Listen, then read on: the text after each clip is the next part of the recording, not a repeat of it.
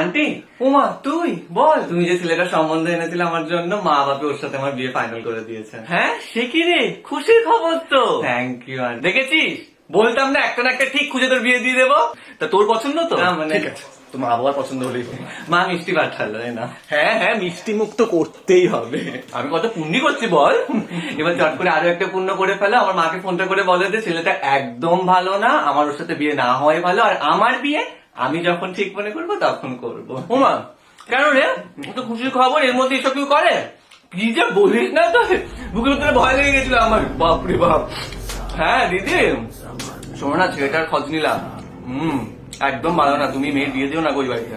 আর শোনো না, মেয়ের যখন বিয়ে করার ইচ্ছা হবে মেয়ে তখনই করুক না, একটু চাপ টাপ কেন দিচ্ছ লোকের কথাবার্তা শুনে? হ্যাঁ হ্যাঁ গো, রাখছি। হ্যাঁ কেন করবো আমি এটা?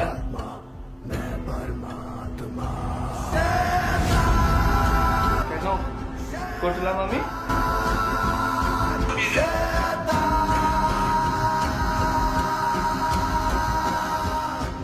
কেন ফোন করলাম আমি? লোকের মেয়ের বিয়ে ভেঙেছে আমার।